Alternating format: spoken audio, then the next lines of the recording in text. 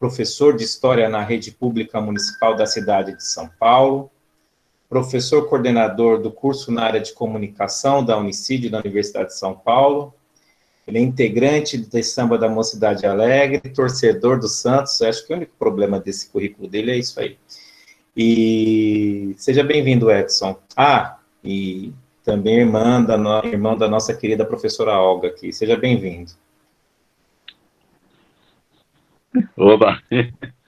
A melhor parte aí é o glorioso Santos Futebol Clube. Tá. Controvérsias. Edson, bom, eu sou um cara bem nascido.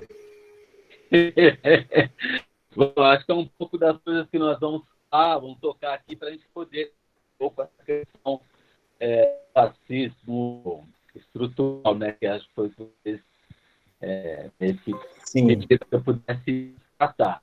Acho que... Tá vendo a tela aí? Tá aparecendo a tela direitinho? Para aparecer aqui do lado, mas eu estou com a minha... O meu computador também não falar.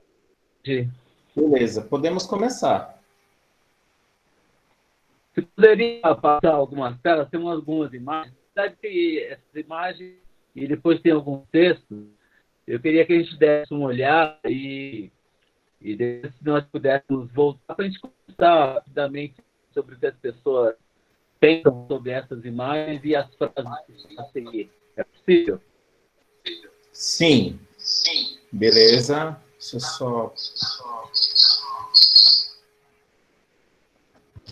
Estão pedindo só para você ampliar a tela, André.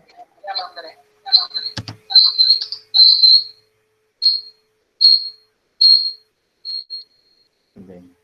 A tela está melhor? Melhorou, gente? Quem estava pedindo? Tá. Ok.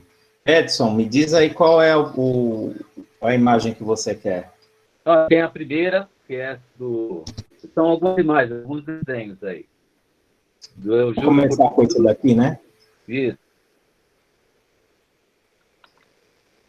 Eu juro por tudo quanto há de mais sagrado que no Brasil não há racismo. Tá.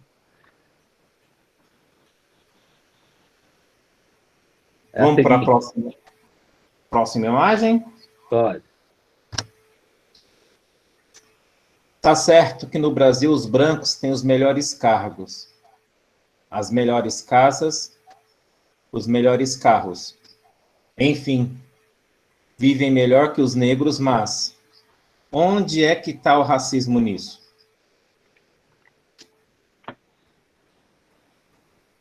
Eu acho que já ouvi isso em algum lugar. Assim.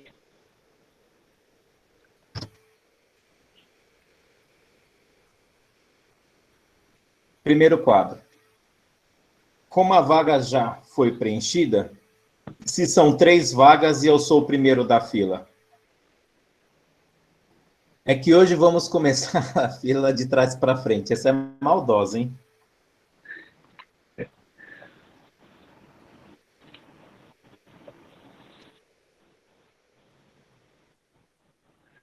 Podemos ir para a seguinte. Nossa, que gato. Bem estilo hippie, né? Aí o outro quadrinho.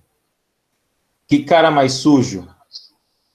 Acho que ele está bêbado, não chega perto.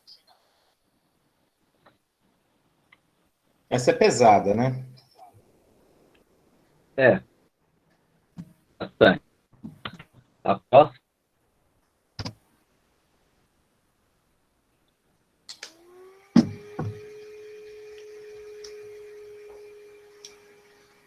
Quando eu saio na rua, algumas pessoas ainda me reconhecem. Percebo que ficam me olhando e dizendo, olha ali, é o mendigo gato. Muitos também mandam mensagens pelo Facebook e ficam felizes por eu estar bem e tal.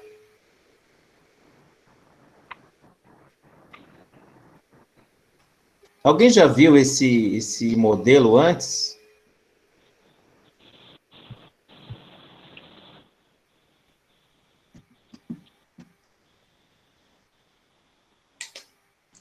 Já assisti uma reportagem, sim, André. Eu também assisti uma reportagem sobre ele na Record, se não me engano.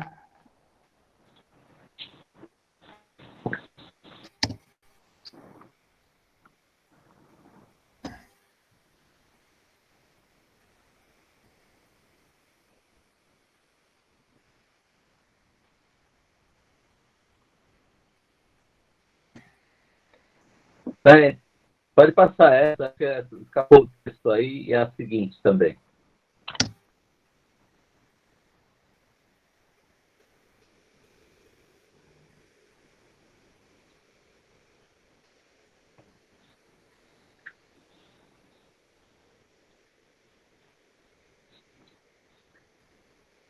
Bom, acho que todos viram essas imagens até aí. Como a gente vai discutir a questão do racismo estrutural, a questão do racismo, né? No Brasil, a gente tem uma circunstância peculiar, bastante particular, que há uma enorme confusão a respeito do que é o racismo, né, conceitualmente e como ele se manifesta na prática, no nosso cotidiano. Então, a gente viu várias coisas aí, né, que em racismo, etc., e como o caso da vovó, que diz que o cachorro está sendo racista com o cachorrinho preto, né? E essas circunstâncias são coisas que se apresentam no nosso cotidiano quando nós discutimos racismo, né? Somente agora, nessa época que com os fatos contra os Estados Unidos, etc., nós tivemos aí a ação desse movimento.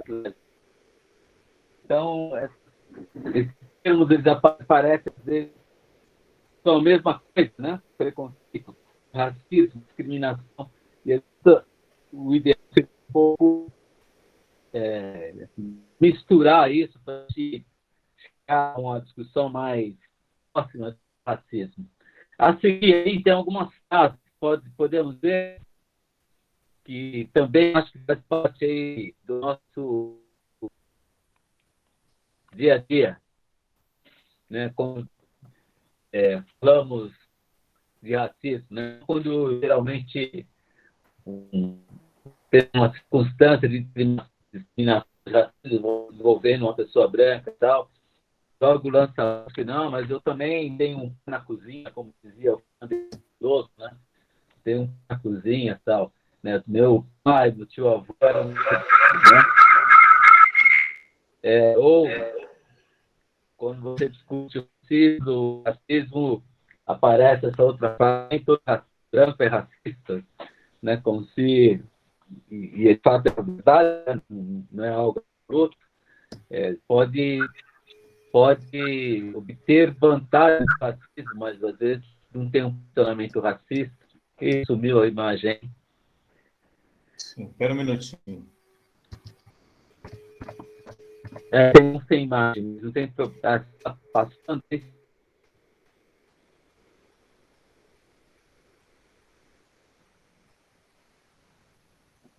Isso. Travou aí?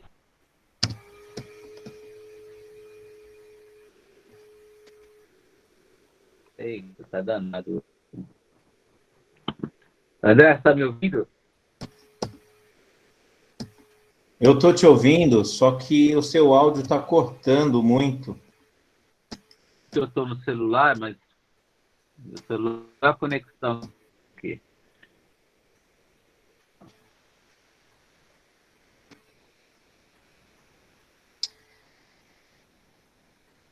Oi? O seu áudio está falhando muito, muito mesmo.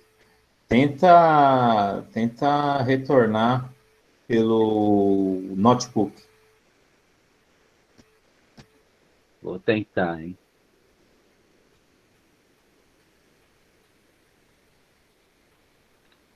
Os dias foram ruins assim, não, só hoje. Particularmente, não é querendo perseguir, não, mas hoje, desde manhã, a gente está com um problema mesmo. Tanto para as chamadas de vídeo, mas para acesso no Google Classroom, hoje travou muito a internet. Parece que é generalizado da rede, viu? Eu consigo te ouvir, mas seu som está metálico. Parece que você está com metal no fundo. Tá.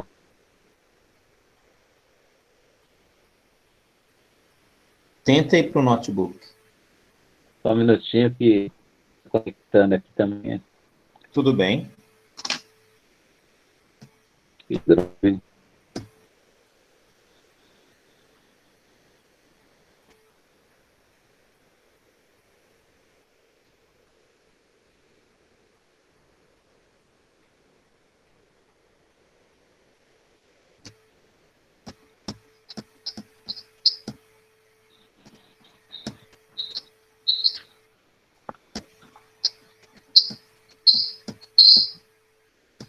Nem estou conseguindo conectar aqui agora. Internet.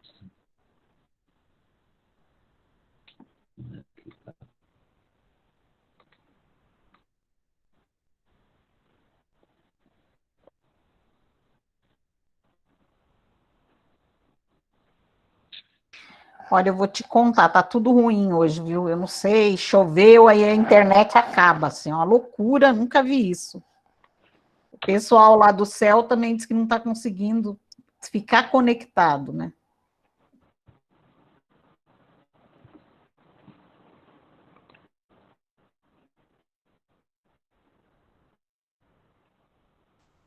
O áudio seu tá ótimo, Olga. Nossa, que bom, porque tava uma tristeza. Edson, tenta o áudio de novo, por gentileza. Oi? Eu consegui, tá bem audível. Na sala agora. Não, tá truncado mesmo, realmente tá truncado. Tenta ir para perto da janela, de repente a conexão melhora.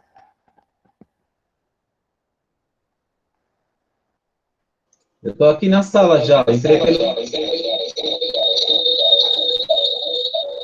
Você precisa desligar o celular agora ou colocar ele no mudo. Coloquei no mudo. Você precisa... Ele tá dando retorno demais. Você precisa... Peraí. O áudio. Beleza. Agora acho que foi. Vou sair.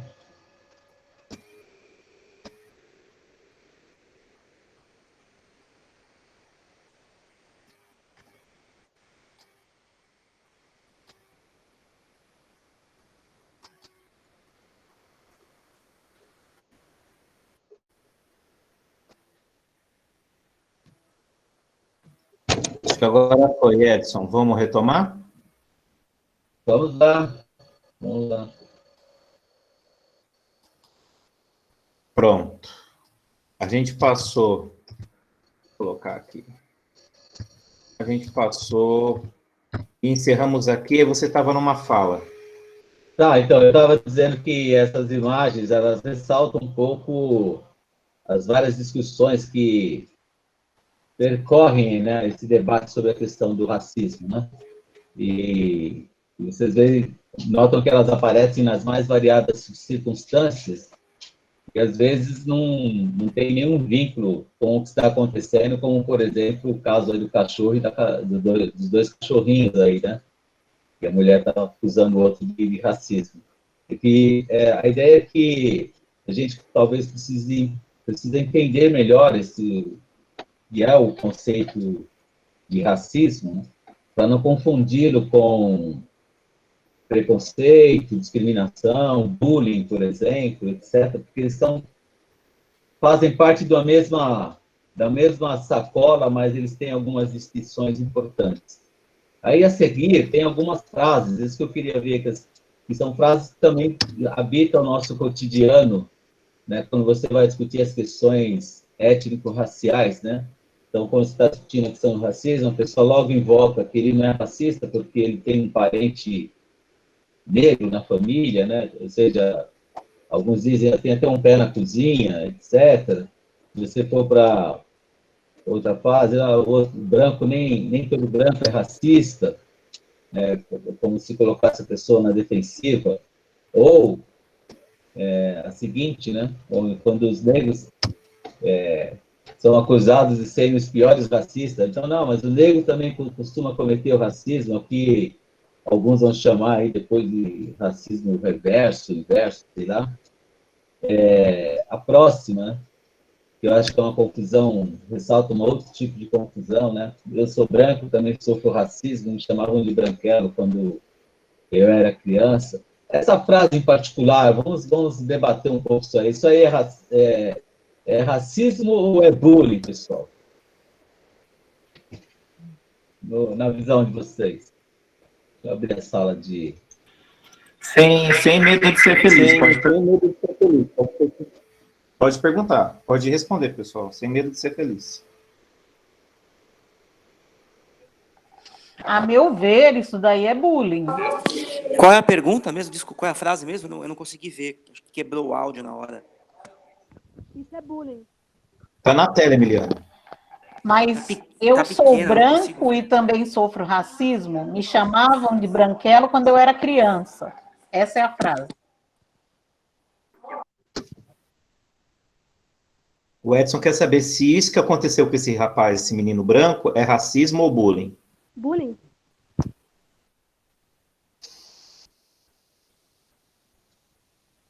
Quem respondeu?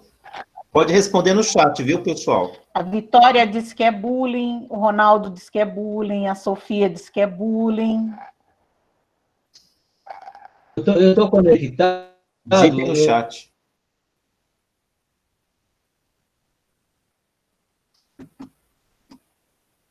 A Ana Paula é bullying, a Ana Carolina é bullying, a Emiliano disse que é bullying.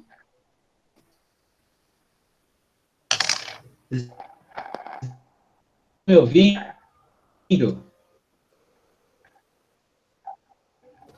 Sim. Vocês estão me ouvindo? Sim.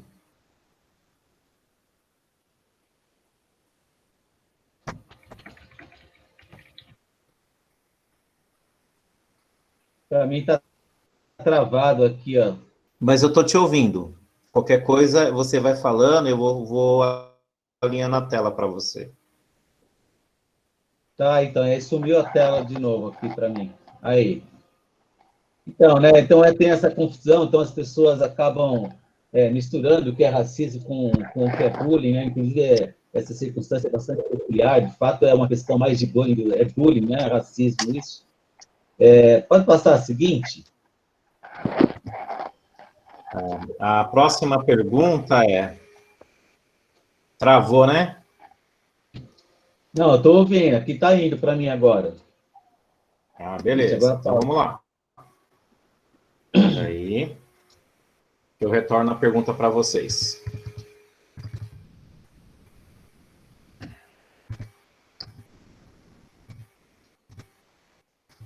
Pronto. Vocês, negros, nunca serão respeitados se forem tão agressivos. É um tipo de frase que também sempre aparece quando as pessoas vão discutir racismo, os negros reivindicam esse debate não como autores do racismo, mas como as principais vítimas, né? Uma outra tela que tem um texto que aparece também. Pode passar, por favor, André.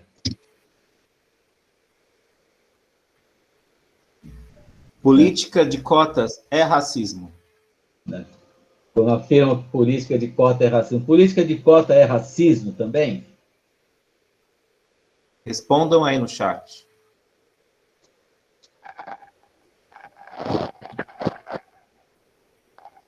E quem puder responder o porquê não é ou é, também pode argumentar no chat. Ana Paula está dizendo que não, é uma reparação. Os que estão escrevendo estão dizendo que não. Política de cotas não é racismo. Ah, mas Edson, branco pobre também tem direito à cota. Tem. Com certeza. É uma boa discussão que a gente pode fazer. Né? Mas que não está circunscrita a questão do racismo. Né? Passa a próxima tela, por favor. Nego também, isso eu já falei, né? E a última, que é a costumeira, eu também costumava ouvir quando eu era criança, quando eu estava na escola, e costumo ouvir recentemente também, né? Quando os negros estão conversando, ou alguém sempre se dirigia a gente falando, silêncio aí na senzala, silêncio aí na favela, tal. Isso é racismo? Nossa, eu fico mal quando eu ouço isso, só que eu não sei nem como reagir, você acredita? Eu fico mal mesmo. Aqui estão dizendo que se isso não for racismo, não seria necessário as cotas, né? O que a Sofia escreveu lá, gente? Ana Paula, acho que é extrema racismo. Bom, pessoal, é o seguinte, pode passar a próxima tela? É tão difícil assim ficar pedindo, mas vamos lá. Bom, o que me interessa aqui nessa discussão é a gente um pouco clarear esse conceito do que é o racismo, não. Então, o racismo, na realidade, ele agrupa, né, sobre esse termo, um conjunto de teorias, de crenças, de práticas, né, uma questão de ciência mesmo que está por trás de sustentar essa ideia de que existe uma hierarquia entre raças. A Vitória está querendo fazer uma pergunta.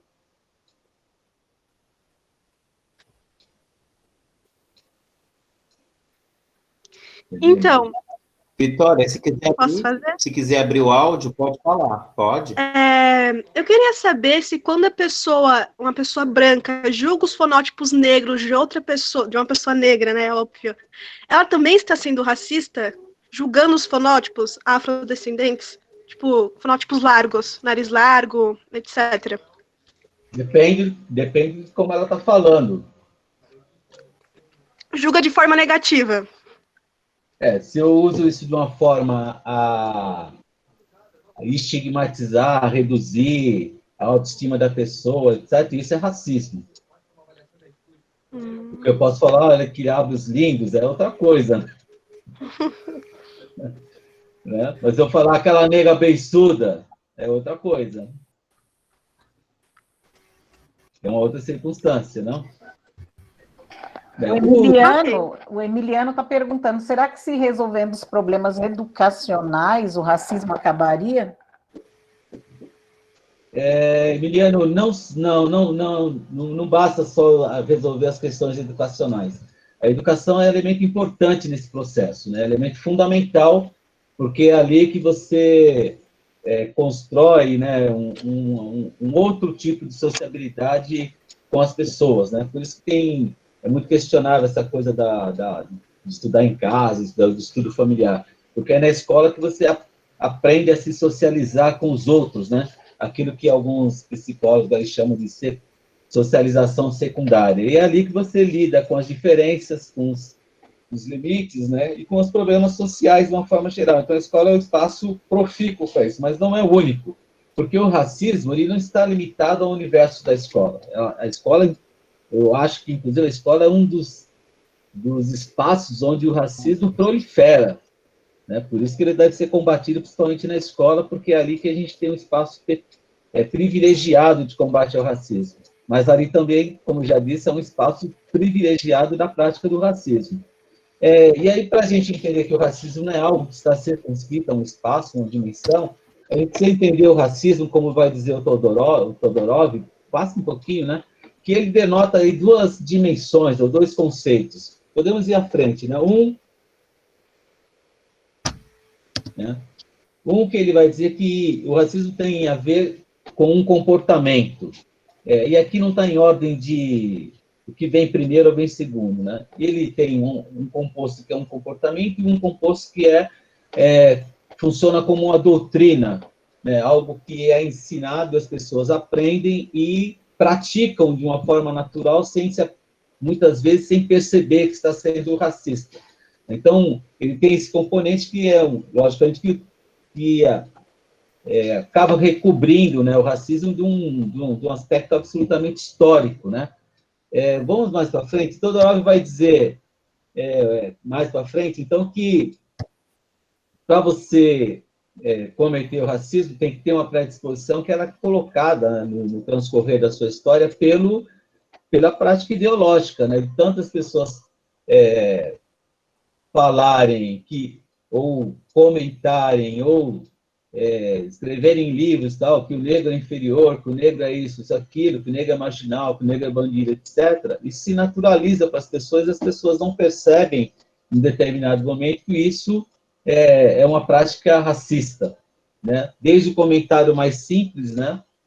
Como poderia ser, como disseram aí, comentar sobre os tipos, a fenotipia da pessoa, ou uma simples brincadeira para falar, silêncio na senzala, que é um absurdo, é uma expressão racista terrível, né? Que deve ser combatida em todos os espaços. Mas, então, a gente tem que entender o racismo nessas duas dimensões, né? Como um comportamento, e outro como uma ideologia. A minha ideia é que a gente discuta ele hoje e entenda ele principalmente nesse teu aspecto ideológico. A próxima tela vai dizer a respeito de um outro elemento que aparece casado com o racismo, que é essa noção de hegemonia, que é um conceito criado pelo Antonio Gramsci, aí, um filósofo italiano, que diz respeito a como essas ideias, né, esses conteúdos ideológicos se estabelecem na sociedade, né, e sempre vão estabelecer-se na sociedade beneficiando um segmento e prejudicando um outro segmento dessa sociedade, né? O grande lance do racismo se tornar hegemônico é que ele se transforma num discurso daqueles que são mais fortes, ou daqueles que submetem um outro segmento, ele parece como um discurso absoluto, né? E nada pode se contrapor. Então, quando você se contrapõe, a pessoa fala, nossa, você está muito bravo, você é muito violento, se você desse jeito, você não vai conseguir nada, você não vai conseguir mudar nada, porque há uma naturalização desse processo. Agora, o racismo, né, essa questão da diferenciação das raças, né, podemos ir mais para frente, né, das raças, elas nem sempre foi uma questão hierarquizável, assim, né? Essa questão da hierarquização das várias etnias, dos grupos étnicos, ela vai começar a partir do século XV. Você tinha anteriormente, de fato, os conflitos entre os vários grupos étnicos, aí naqueles processos de quem vence a guerra, quem perde a guerra, acabava sendo escravizado, mas ali não tinha uma discussão de acentuar que um era superior, o outro era inferior, e por isso ele era um escravo. Essa discussão ela vai tornar-se premente a partir do século XV, e a gente já sabe, né, século XV, XVI, é o período da expansão europeia pelo mundo, das grandes navegações, e é o encontro dos europeus, né, com os diferentes do mundo, né, aqueles que para eles até então não existia, os africanos, os índios, os indígenas, e também os orientais. Por favor, passa, por favor, a tela. Então, até o século XV, essas noções vamos pensar que deve ser uma hierarquia entre etnias, se dava mais para a questão das relações de força, né? Quem perdeu a guerra e quem deixou de perder. Não tinha por trás aquela ideia civilizatória que a Europa vai trazer, de ser os portadores da civilização e que os outros são selvagens, bárbaros, que devem se submeter a esse processo. Então, a gente vai ter... Pode passar, o André. Pode ir mais para frente, já toquei nisso. É difícil falar. Pode ir passando.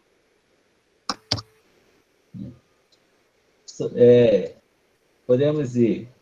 Mais aqui no século XVIII e XIX que vai surgir essa ideia de superioridade racial. Não gosto desse termo, mas ideia de superioridade racial e inferioridade racial, que vai estar ligada a fatores biológicos.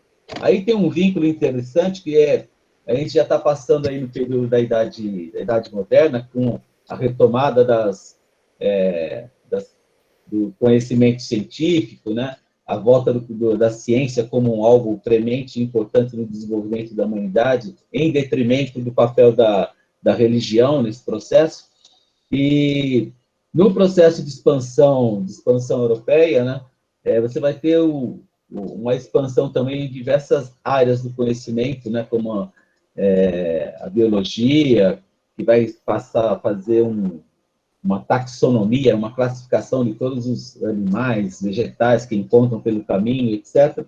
E é a partir daí, desse desenvolvimento, dessa discussão biológica, que vai aparecer o que nós vamos conhecer como determinismo biológico.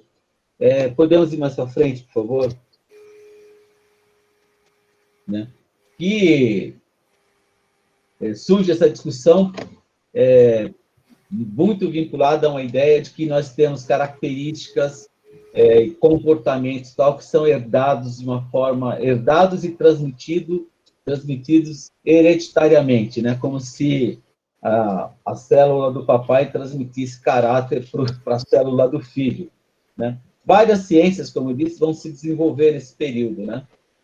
Dentre essas aí, que está aí no âmbito da antropometria, craniometria, biometria, frenologia, que são ciências que vão estar lidando exatamente com essa ideia de demonstrar como um outro é superior ou inferior. A craniometria era uma ciência que media o crânio, para demonstrar se o crânio como o crânio do europeu branco era perfeito, enquanto que o crânio dos outros grupos étnicos eram muito próximos de animais, né? A biometria vai lidar com a medida dos corpos, para mostrar que as medidas dos europeus são mais proporcionais e mais adequadas ao ser civilizado. A frenologia vai falar sobre a questão da dimensão do cérebro, né? Então, pode passar por favor. Né? Então, aí você tem uma imagem desse período, né? No qual a craniometria e a biometria vão estabelecer os padrões civilizatórios, né?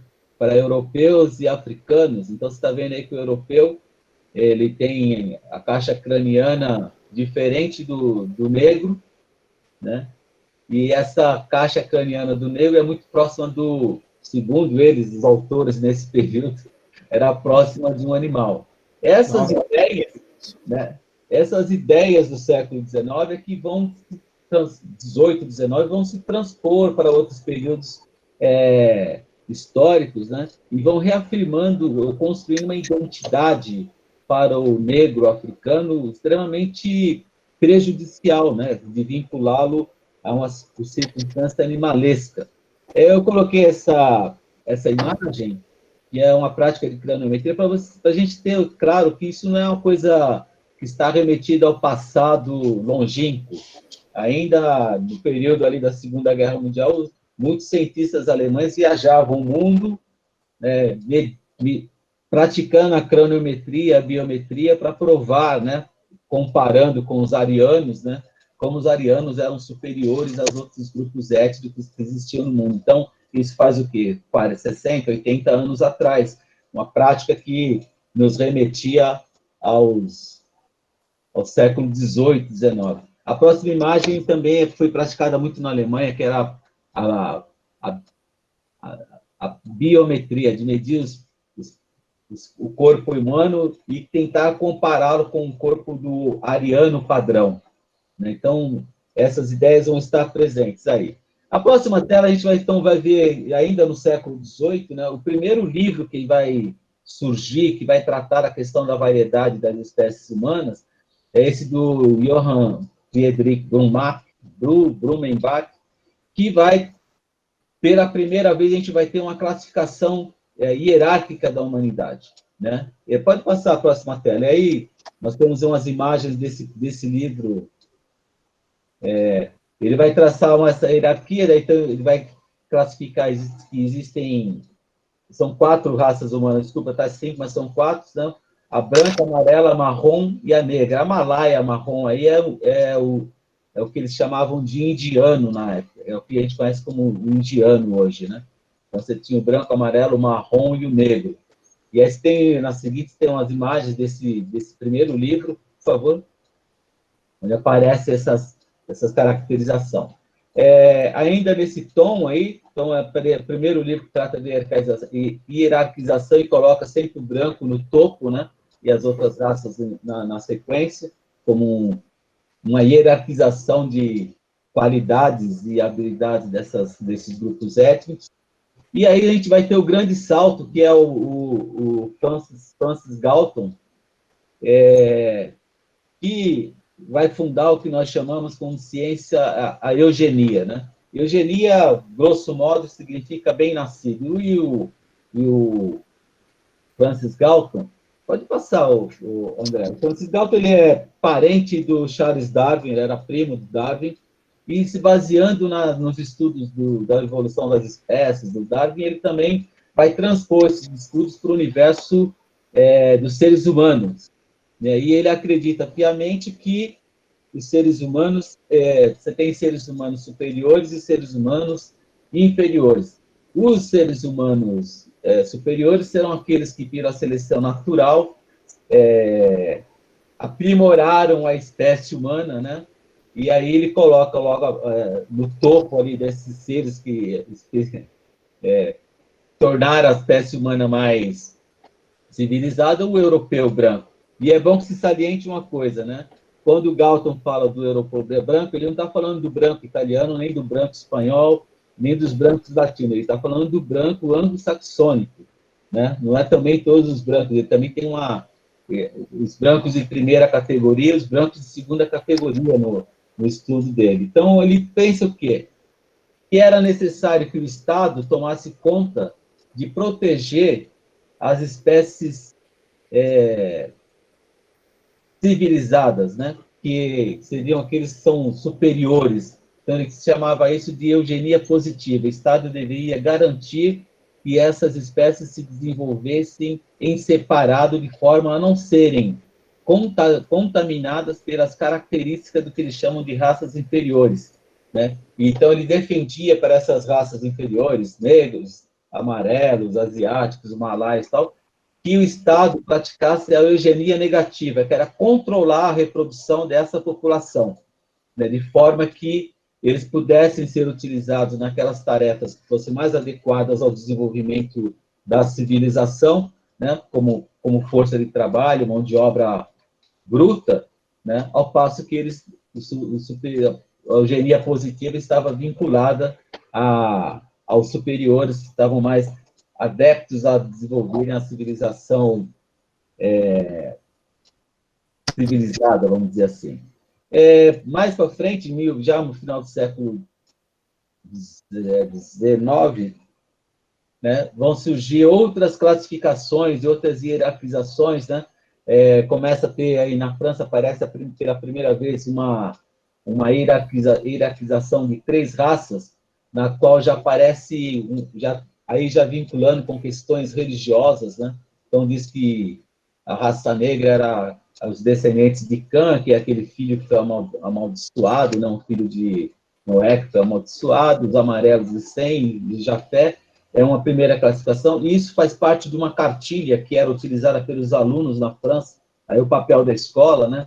Eles aprendiam isso na escola, né? Que os brancos eram os superiores, tal, e os outros eram seres inferiores. Pode passar a próxima tela, que aí tem... Sim, eu já ouvi muito pastor, inclusive, de internet, desses pastores, telepastores, né, que usam esse argumento sobre por que a gente, como negro, não tem uma condição de riqueza igual ao branco. E aí eles já ouvi isso que você falou, aí é porque o filho de... não sei, tenta justificar usando a Bíblia.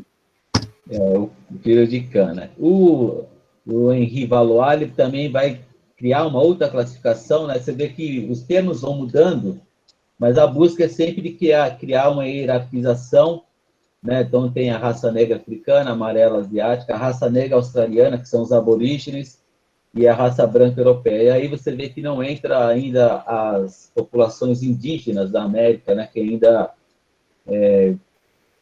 ele absolutamente desconhece essas populações como seres, vamos dizer assim, humanos. E mais para frente, né, nós temos, então, aí o que eu acho que é o grande contribuinte nessa discussão do racismo, que é já no século XIX, o Conde de Gobineau, né, Arthur de Gobineau, que vai escrever um livro sobre a desigualdade das raças humanas em 1853. Pode passar, por favor, o Gobineau, ele vai estabelecer, esse livro é um livro de 4 volumes, e aí ele é um marco dessas teorias raciais, né, que ele vai influenciar todas as teorias racistas a partir daí. Ele estabelece que a raça branca é superior, ele também é o primeiro, pode passar, ele é o primeiro que vai colocar a questão do o homem caucasoide, né, a raça branca, como aquele que é fundamental para o desenvolvimento das civilizações, né, porque ele é dotado de um intelecto que o negro, o pardo e o amarelo não têm, né, e os outros só têm mais força bruta do que esse intelecto. É também o Gobineau, esse Arthur de Gobineau, esse francês, que vai lançar, então, a ideia do mito do ariano. A criação da ideia da raça ariana como uma raça superior não é a criação do Hitler nem do nazismo. É a criação desse francês, né, que tinha por concepção, né, que a melhor circunstância, aí já uma herança do eugenismo, é que as raças se mantivessem em separado, que elas jamais se misturassem. Porque ele diz que a mistura da raça contribuía para a degradação dessas raças. Então, o negro tinha que se reproduzir com o negro, o branco com o branco, o amarelo com o amarelo, e assim por diante. Porque ele dizia que o mestiço, ele era um resultado daquilo que tinha de pior em todas as raças. Então, você pega tudo que tinha de pior do branco e pior do negro, é o mestiço, ou o que a gente conhece como mulato, e aqui ele vai chamar de raça degenerada. Ele, inclusive, vai fazer uma lista enorme de características dessa raça degenerada porque não deve se reproduzir. E é interessante o seguinte, o Conde de Gobineau, ele esteve no Brasil no século XIX, né? E ele tem um texto que ele escreve sobre o Brasil, no qual ele faz uma previsão sobre o Brasil, né? Ele vem ao Brasil no século XIX, então enviam uma população maciça de negros, né? Que a população negra era majoritária, uma outra parcela de mestiços e indígenas, e ele faz um diagnóstico do Brasil, diz, esse país não vai virar absolutamente nada. Né? Um país com essas características, leva neguinho, isso aqui não vai para lugar nenhum, isso aqui nunca vai ser uma nação, não vai ser um país. Essa era uma das previsões que o Gobineau fez a respeito do Brasil. Sumiu a tela. Pois bem, né? E ele também, o Gobineau vai traçar lá sua hierarquização de raças, e aí vocês percebem que o mestiço aparece na última instância como uma degeneração. Por que eu fiz esse caminho até chegar ao Gobineau? Porque todas essas teorias científicas, dadas como científicas no período, elas vão servir de arcabouço, né, de sustentáculo para as políticas desses países imperialistas e colonizadores desse período. Então, eles vão levar essas ideias de raça superior, branca, europeia, superior, para suas colônias. Né? Aliás, eles um dos discursos que se usam muito nesse período é que eles estão levando a civilização para os bárbaros, né, para os selvagens. Né? E muitas dessas concepções do racismo científico vão desembocar nessas questões que a gente vai ver agora, que são algumas imagens que eu colhi para a gente só dar uma colorida, não ficar falando muito. Pode passar? Né, que são essas repercussões. Então, você vai ter, por exemplo, no Congo, quando ele vai estar sob o domínio belga, né, o rei Leopoldo II da Bélgica, ele estabelece o território do Congo como se fosse um território particular dele, não é nem do Império belga, né, no qual ele vai expor a população negra do Congo a um processo de produção intensa de matéria-prima para a Bélgica, né? E vai se valer como está se tratando de selvagens, né? Então ele acha que ele pode fazer o que bem entender. Pode passar a próxima imagem, né? Então essas pessoas elas eram encarregadas de ter cotas, né? Aí já entra uma discussão sobre cotas. Eles tinham cotas de produção, né? Cotas de produção de ouro, cota de produção de diamante, cota de produção de produtos agrícolas, e quando eles não produziam isso, eles eram castigados. Aí vocês estão vendo os tipos de castigos, né? Eles tinham as mãos amputadas, né, por essa civilização, esse império civilizatório belga. Pode passar mais para frente, por favor. Não sei se vocês já tinham visto essas imagens, né? Então, esse é o fruto um pouco dessas discussões do racismo científico e como ele vai se pronunciar. Mais para frente, a gente tem um outro conjunto de imagens. Pode ir passando, Rafael, por favor, eu vou falando, né? Que era uma prática do século XIX, XVIII para o século XIX, que era o de construção de zoológicos de seres humanos. Não sei se também vocês já sabiam, já tiveram conhecimento disso. Então, os africanos não só utilizaram como mão de obra escrava, mas também era como entretenimento, né? Então, você tinha zoológicos de seres humanos no Bronx, né? Como tinha esse pigmeu aí, o Atabenga, que ficou... É como criavam espaços artificiais, né? Como a gente faz aqui também no zoológico, né? Cria um espaço para o elefante, um espaço para a girafa, um espaço para o leão, e tinha um espaço para o africano. Pode ir passando, por favor. Pode passar. São só imagens, a gente pode ver e eu vou comentando em cima. Pode ir passando, o André. Então, tem aí no zoológico, né? Aí, outra instalação zoológica aí na Alemanha. Nossa Senhora.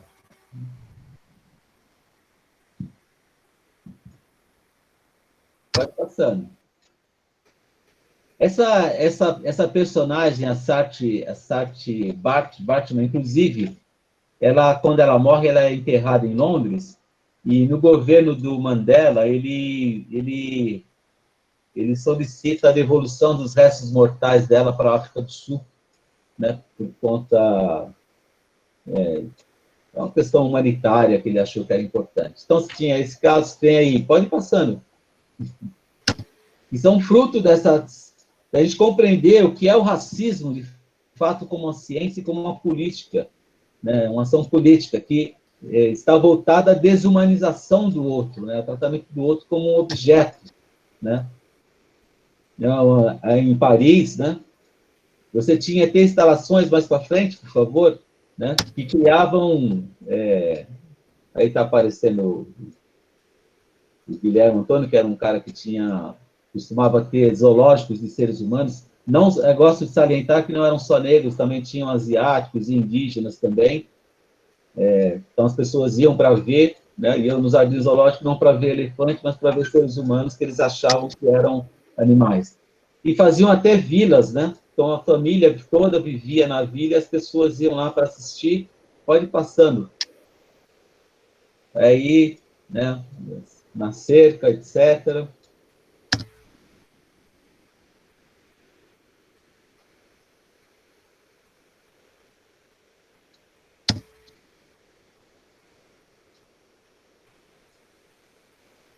Já pensou? Um passeio de domingo, vamos ao zoológico ver ser humano. Né? Aí você tem orientais também, que tinha esse zoológico. E aí eu acho que é o que me deixa mais chateado é essa... Pode passar. Nossa Senhora. Nossa Senhora.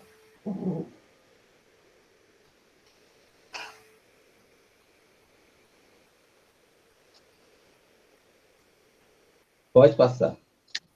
Gente, essas imagens são terríveis, terríveis, terríveis. Eu estou chocada. Eu nunca tinha visto. Eu já tinha, conforme a gente vai estudando o negócio, a gente vai enxergando as coisas, né? E a gente enxerga porque hoje a gente é tratado assim, né? Bem, essa última foto aí, vocês estão vendo a data? 1958, né? Foi o ano que o Brasil ganhou a sua primeira Copa do Mundo. E foram 2 anos antes de eu nascer. Então, se eu tivesse nascido um pouco antes, tivesse dado o azar de ter nascido em alguma região da África, do Congo, provavelmente estaria sendo exibido, tinha uma grande possibilidade de ser exibido no Jardim Zoológico em Bruxelas.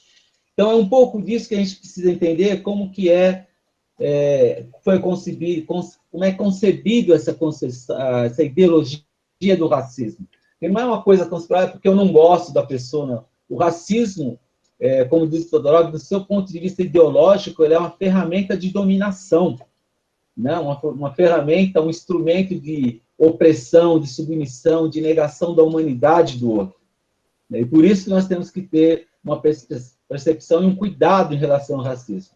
O problema do racismo, então, no Brasil, é que todas essas ideias que nós estamos vendo aí, e construir o racismo de um ponto de vista científico, nós vamos estar, como no século XIX, exatamente no movimento no que o Brasil está passando, deixando de ser um país escravocrata para se transformar no que vai chamar uma república democrática liberal.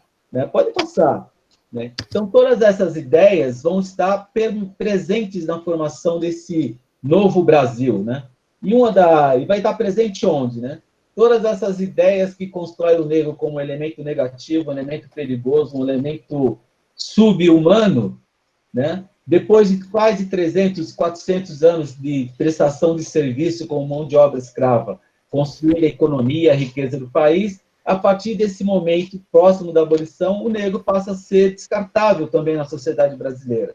Porque há também por trás das ideias da nossa elite naquele momento, a ideia da construção de uma civilização europeia nos trópicos. Então, o negro passa a ser um problema. Só que esse negro é a maioria da população brasileira. Então, o Estado brasileiro, por isso que nós discutimos o racismo estrutural, ele vai se valer da teoria do racismo, né, como a ciência, né, para forçar, né, no Brasil, né, um processo de interiorização de elementos da cultura branca europeia, uma negação da cultura negra, do negro, né, do ethos da matriz africana que estava presente no Brasil. Né? Pode passar, por favor.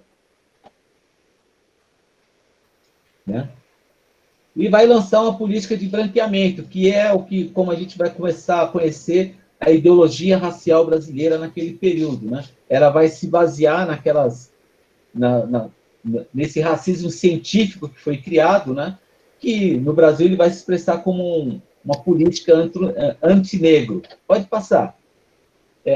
E esse ideal de branqueamento, obviamente, não é algo que estava na população brasileira, estava vinculado a uma elite brasileira que estava interessada em remodelar o país. Então, essa ideologia do branqueamento, né, parte do princípio que, primeiro, o branco é superior ao negro, que já estava bem estabelecido, e, segundo, a ideia que o branco sendo superior ao negro, você constrói um processo no qual todas as pessoas no país querem ser mais claras, ou seja, querem se casar com os brancos para clarear a família. A minha avó dizia para minha mãe, e cheguei a ouvir dela, que minha mãe deveria casar com um homem branco para melhorar a família. Né? Eu ouvi isso com meu pai também. Por força desse discurso. Né? A ponto de... no próximo, né? O João Batista Lacerda, pode passar, por favor, André. Em 1911 vai ter o primeiro Congresso Universal de Raças em Londres, e o João Batista Lacerda, ele é um médico, antropólogo brasileiro, diretor do museu, ele vai representar o Brasil nesse congresso, né?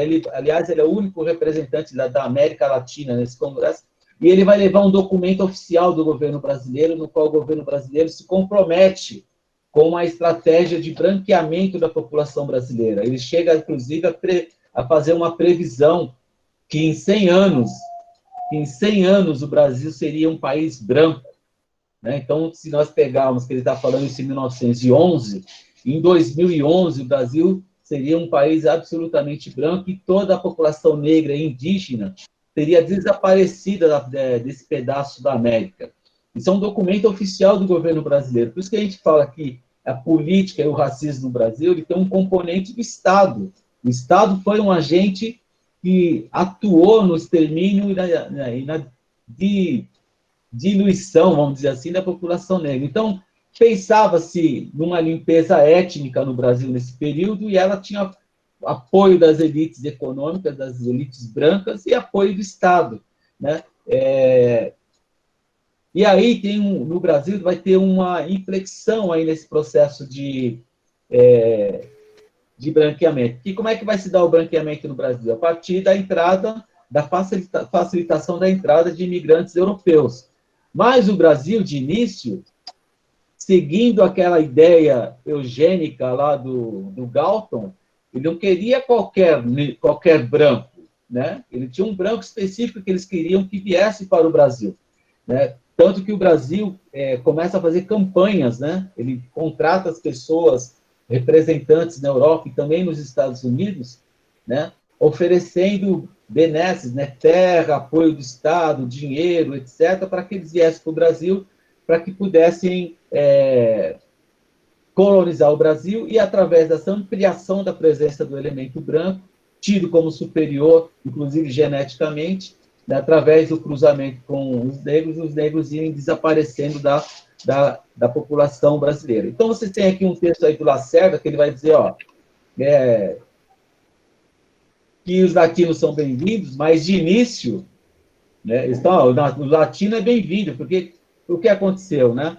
O latino bem-vindo, mas só que a ideia era que viessem os alemães. Pode passar a próxima tela. A ideia toda, lembram que eu falei lá do Galton, né, que falou assim, não é todo branco, tinha branco de primeira categoria e branco de segunda categoria. O Brasil queria o branco de primeira categoria, né? Então, queria os que eles consideravam que eram os germânicos, que eram os mais avançados, aqueles mais civilizados que existiam. Mas os alemães vieram em pouco número, né? E mesmo os latinos, que eles chamavam, os espanhóis, os italianos, veio também não veio aqueles que moravam nas áreas urbanas, veio aquilo que era os miseráveis da Europa, né, que moravam na área rural, era analfabeto, etc., mas aqui tiveram todo um discurso de que eram mais capazes e adaptáveis a uma economia que estava em expansão, etc. Só que até esse momento da grande... do processo de branqueamento do Brasil, quem dava conta de todos os processos econômicos era a população negra. O negro que era o vendedor, o negro que era o alfaiate, o negro que era o barbeiro, o negro que era o vendedor de rua. Então, ele estava inserido na economia, né? E ele também era mão de obra escrava. Então, em determinado momento, esse negro não servia mais, porque ele começou a aparecer todos os elementos que o racismo acaba atribuindo ao negro como uma questão de inferioridade. Pode passar, né?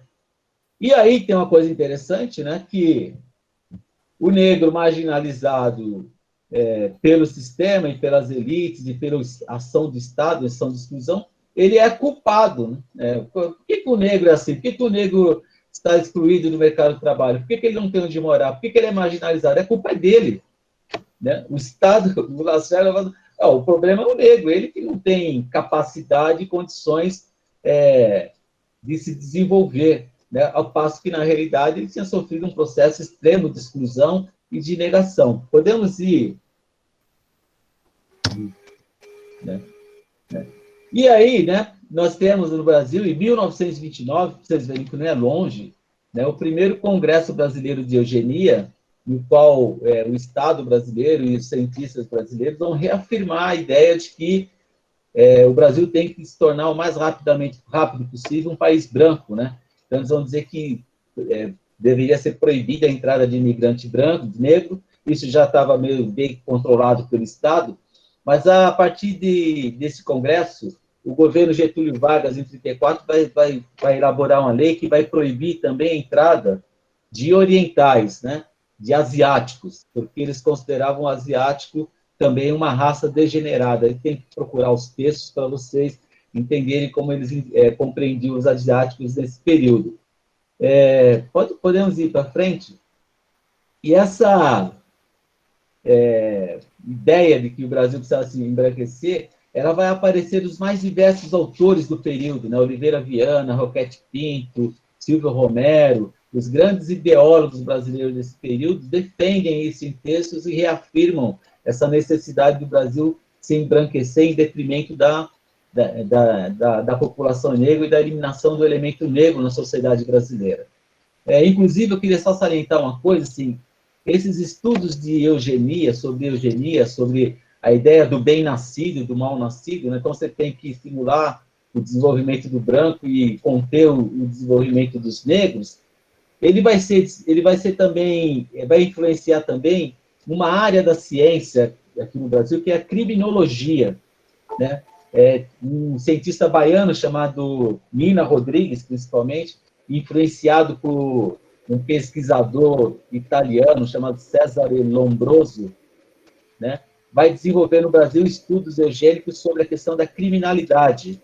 E assim como Cesare Lombroso, ele vai chegar à conclusão, né, que os negros são hereditariamente condicionados a serem marginais, a serem ladrões, a serem bandidos. Isso porque ele vai ter por base os estudos do Cesare Lombroso, que fez um estudo pioneiro na Itália sobre a questão da criminalidade e entrevistava presos e ele criou uma taxonomia, assim, uma classificação desses marginais, vamos dizer assim, né? Os bandidos, aqueles que estavam presos.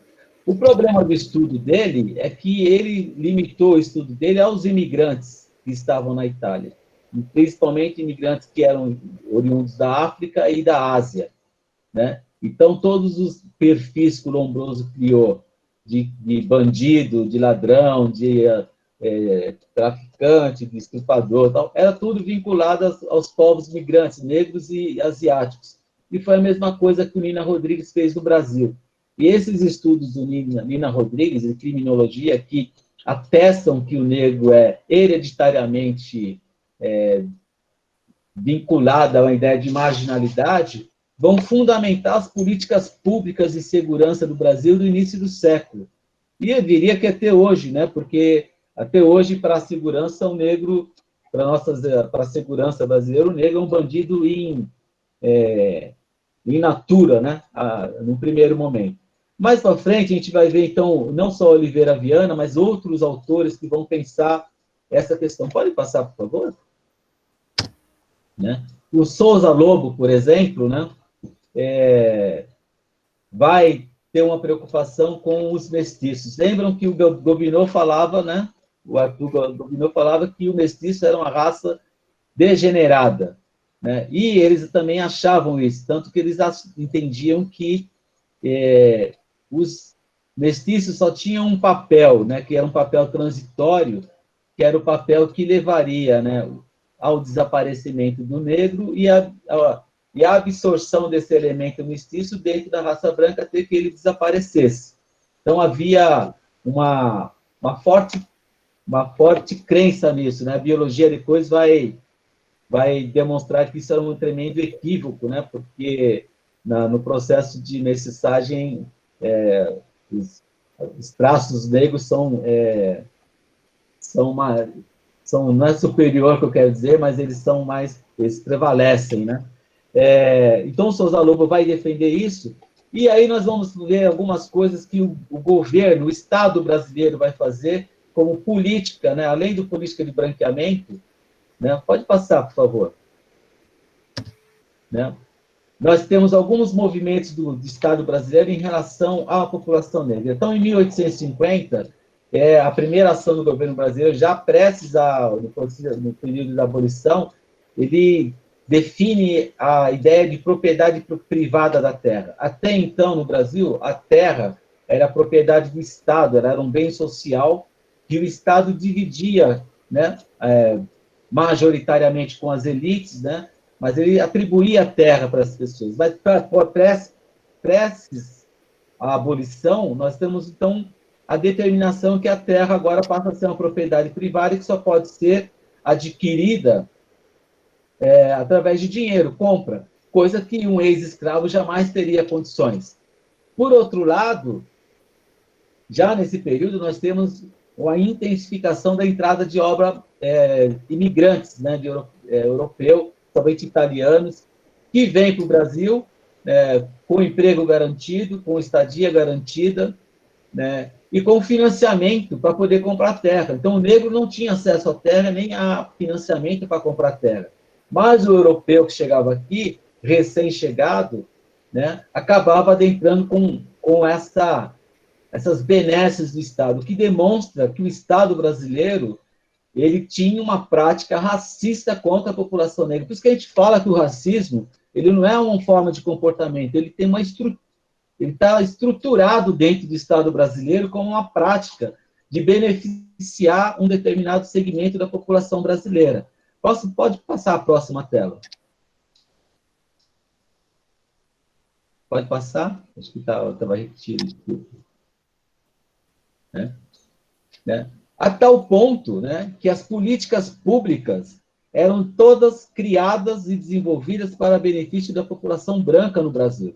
Então, aqui eu trouxe apenas um texto, né, de um concurso público para a Guarda Civil, aqui em São Paulo, acho que é a cidade de... É uma cidade aqui no interior. Onde vocês estão vendo aí, tá vendo? Ó? Quem é que podia participar do concurso? Né? Um concurso... hoje eles falam que é horrível política de cota. O que é isso aqui? É uma política deliberada do Estado contra o negro. Você vai ter aqui em São Paulo, nesse período, diversas leis. Por exemplo, tem uma lei aqui em São Paulo que vai definir que os órgãos públicos da província de São Paulo só poderiam ter negócios, contratar empresas privadas ou negócios privados de pessoas brancas, não podia contratar de pessoas negras. E aí isso vai criar um problema aqui em São Paulo, porque você tinha uma elite negra que estava se formando e ela vai ser totalmente dizimada, ela vai ser afastada desse processo produtivo e colocada à margem, né? E, por fim, ainda em relação à questão da eugenia, daquela questão de proteger a eugenia positiva e a eugenia negativa, você tem na Constituição brasileira de 34, não faz muito tempo, gente, né, o Estado brasileiro assumindo que ele ia praticar a educação eugênica na Constituição. Então, a nossa educação, até 34, 40, era uma educação voltada só e tão somente para a população branca no Brasil. E isso é uma política deliberada do Estado brasileiro em detrimento da população negra. Por isso que, quando a gente discute o racismo estrutural, nós estamos falando desse tipo de prática racista, não aquele do gosto, não gosto da pessoa, não gosto de você. Essa é a característica de um racismo estrutural que perpassa as ações do Estado, né, se estende pelas relações do universo privado e pelas relações das pessoas, né? E eu acho engraçado que, quando nós discutimos cotas hoje em dia, as pessoas, né, principalmente os brancos, fazem, não, mas não pode ter cota porque todos devem ter o mesmo direito, somos todos iguais, as pessoas têm que conseguir pelo mérito. Qual é o mérito que a população branca imigrante teve nesse processo, a não ser o mérito de ter sido tão beneficiada e apoiada pelo Estado brasileiro, em detrimento da população negra que foi jogada à margem e excluída. Por isso que as discussões de política de cota, quando levam em questão a ação pública, né, leva em questão a questão da reparação desses elementos aqui, né, que levaram a população negra a uma circunstância de exclusão, marginalização do processo econômico, foi colocada à margem até hoje, como é, e nós somos fruto desse processo.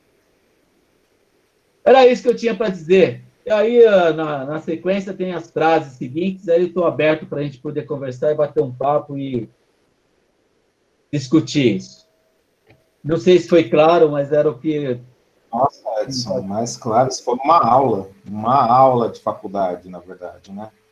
A gente enxergar que o governo colaborou com o racismo que existe hoje, com as frases idiotas que a gente ouve todo dia, e que a reparação histórica não é só porque é a relação do escravizado, mas porque o governo quis que os negros fossem assim, enfim, não houve oportunidade mesmo, não houve nem condição de debate. Desde maneira biológica, a nos reclusar e transformar a gente em animal de jaula, até nos empurrar para as periferias de hoje.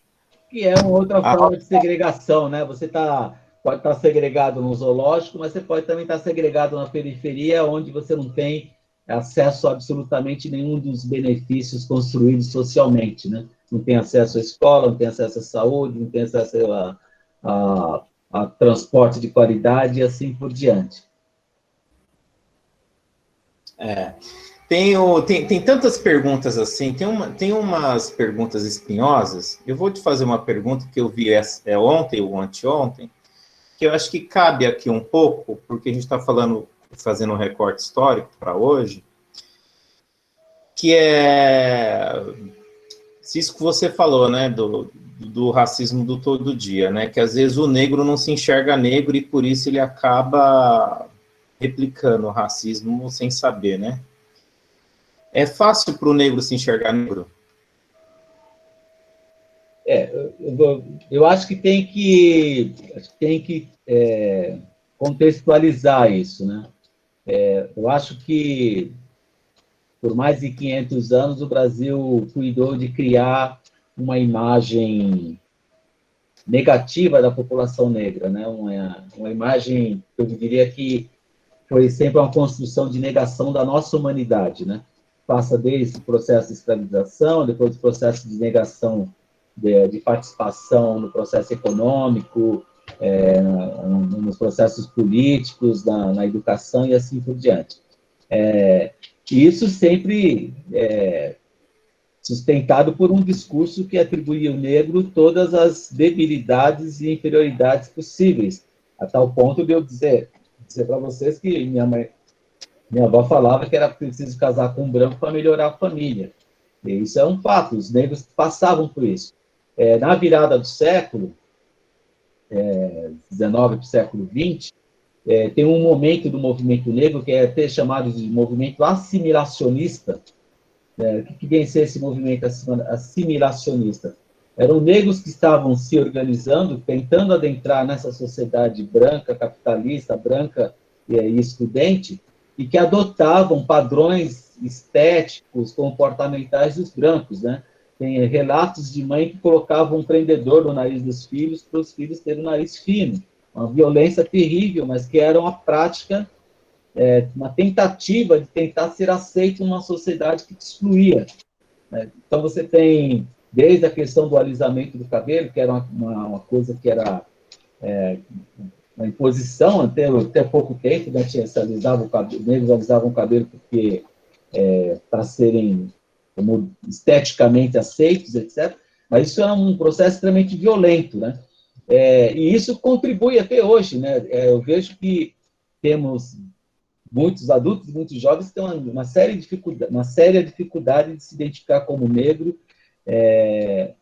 na sociedade atual, por conta de todas essas atribuições negativas, por conta da forma como são tratados, como são negados os seus valores, e principalmente pelas coisas que são atribuídas ao negro, né? Por ser marginal, ser bandido, ser macumbeiro. Por exemplo, eu tinha problema sério na escola, eu sou filho de Axalá, sou do candomblé, eu entrava para dar aula, os alunos ficavam me chamando de macumbeiro, sabe? É uma coisa terrível, mas eu tinha que conviver com isso. E tinha alunos que eram do candomblé e não podiam falar nada, né? Porque eles eram submetidos a um processo terrível de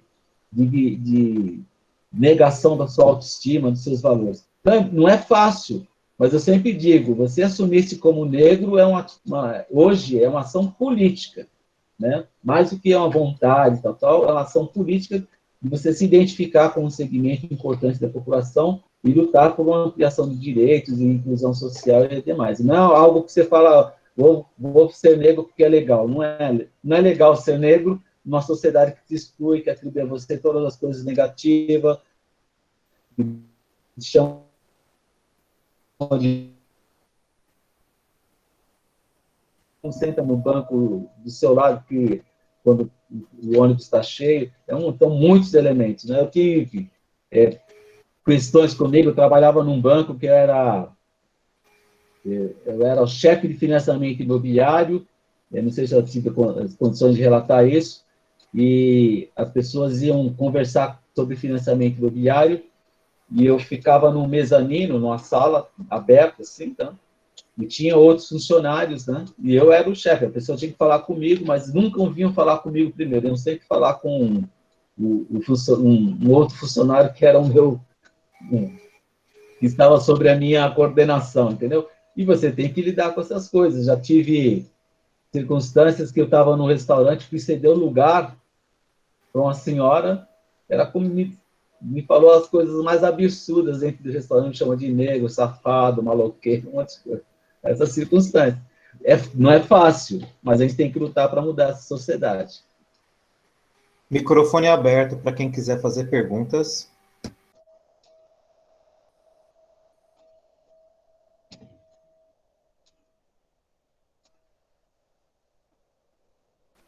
Pode fazer no chat também.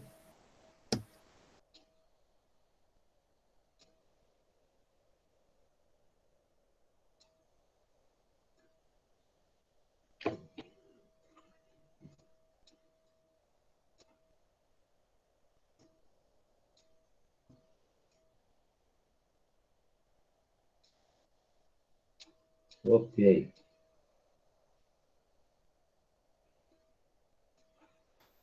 A Camila perguntou assim, as exibições de negros duraram quanto tempo? Acho que ela está se referindo àqueles zoológicos urbanos que... Zoológico, o último que se tem registro é aquele da Bélgica, em Bruxelas, que foi em 1958. A partir de então, eles foram desarticulados, né? Mas até 58, você ainda tinha um processo, isso aí está vinculado às lutas de independência dos países africanos, né? Que eles ainda estavam muitos ainda estavam sob domínio colônia, né? Colonizadores europeus, né? Então, o processo de independência e libertação desses países africanos é que vai levando a esse processo de finalização desses museus. E esse processo é importante também de salientar que essa independência dos países africanos também é uma contribuição enorme na questão da autoestima e da luta negra no mundo, né? Porque dali saem diversas contribuições teóricas, diversas discussões sobre igualdade, sobre a questão do racismo, sobre a questão da colonização e da exploração dos países africanos, né? É uma coisa muito interessante que você se discute muito, né, a reparação de algumas regiões do mundo, mas não se discute a reparação dos países africanos, né, pela Europa, né, de tudo que eles tiraram da Europa e assim por diante. Nossa, né? Você vai no museu europeu, só tem coisa africana, né? Você repara tudo que aconteceu com o povo, com o judeu, mas não repara o que aconteceu com os países africanos, com povos negros. Eu falei em judeu, mas gostaria de falar um negócio que é interessante, né? Porque nessa coisa da reparação, sempre se discute a questão dos judeus, dos campos de extermínio, mas o primeiro campo de extermínio alemão foi na África, né? Foi na região sul da África, na Namíbia, onde eles dizimaram a população toda, uma população inteira, são os hereros, né? Que foram confinados num campo de concentração alemã. Isso no século XVIII. Os alemães eles já eram especialistas nessa prática, mas tinham começado com os negros na África, né? Aliás, tem um documentário no YouTube sobre essa população, né, os hereros, porque a região, eles foram, onde era esse campo de concentração, eles, inclusive, morriam e ficavam ao relento, né, os corpos. Então, hoje, quando o vento move a terra e tal, aparece ossos, etc., etc., e os arqueólogos têm se debruçado sobre isso para estudar esses povos, né? Mas os alemães não falam em reparação histórica dos hereros, não. Deixa eu te fazer uma pergunta. Assim, você falando, eu estou assim, num estágio de encontro, eu estou, através de uma determinada influência, eu fui fazer um curso de culinária e tem um tópico de culinária africana e eu estou na culinária de Moçambique, que foi uma colônia portuguesa e teve a Guerra Civil, que durou recentemente. Eu estou fazendo isso um estudo particular meu. E aí, hoje, a gente enxerga muito que os professores estão... eu vejo aqui o César comentando, e depois o Emiliano comentando, ele comentou uma coisa anterior, que a gente ainda está sempre no debate do colorismo. E aí o César, ele pergunta assim, você acabou de falar sobre identificação étnica. Isso também está enraizado no nosso povo pelo colorismo? Ele dá o exemplo do Neymar, jogador de futebol, e aí eu vou piorar o processo para você, porque eu não vou te facilitar. Existe um debate sobre o Ciro Gomes e Fernando Feriado, que é um vereador, eu não vou dar o nome aqui inteiro para ele. Se o que o Ciro fez foi racismo. Eu gostaria que você comentasse sobre esse colorismo, do exemplo do Neymar, e depois você falasse do Ciro versus Fernando Feriado. Vai ter que me falar um pouco melhor do Fernando Feriado e do Ciro sobre o que aconteceu.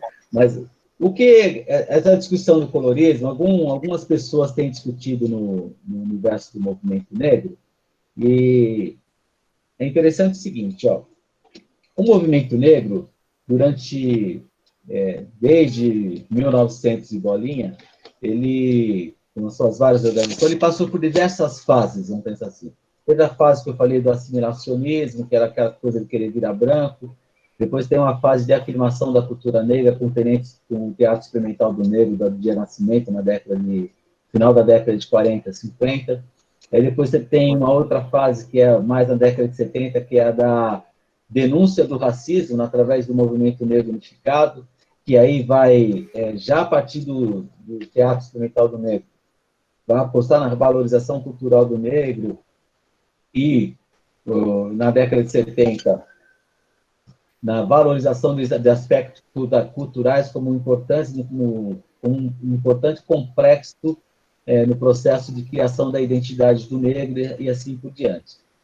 E uma questão que era muito, muito difícil no movimento negro era a questão do mulato, né? Inclusive, tem um sociólogo negro que faleceu muito cedo, era muito elogiado na época, era considerado que seria que daria uma grande contribuição às lutas e ao estudo social no Brasil, o Eduardo Oliveira. Ele escreve um texto que se chama Mulato, como é que ele chama? O obstáculo paradigmático, né? Que era um problema para o movimento negro, essa discussão com o mulato, que acho que tem a ver com esse colorismo. E com o transcorrer do tempo, como o movimento negro solucionou isso, né? Foi evitando essa questão da discussão de cor para discutir a questão da identidade, né? E a partir daí, então, que se cria, né, a ideia do afrodescendente, né, como um descendente de negros africanos no Brasil.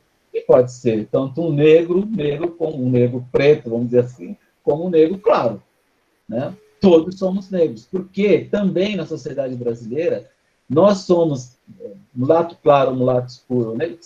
Também são discriminados de uma mesma forma, não igual, porque eu sei que o negro retinto, ele pesa muito mais para o lado dele esse processo de discriminação. Isso é bastante claro, não só para o homem negro retinto, mas a mulher negra retinta também.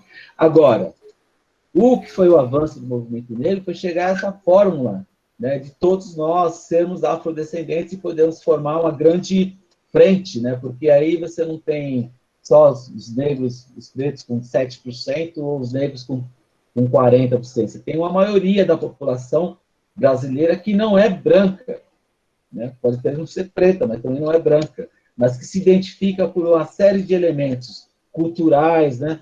O samba, o candomblé, a capoeira, o rap, a música, etc., comportamental, pelas relações familiares, por uma série de elementos que têm vinculados ao universo da cultura negra, que além da questão do racismo, né, que o racismo acaba nos unindo num mesmo lado. Isso foi um grande salto. O que tem acontecido no movimento negro mais recente é essa discussão do colorismo, né, que alguns dizem que o mulato não é negro, né? De onde vem essa discussão, né? De onde vem essa discussão, né?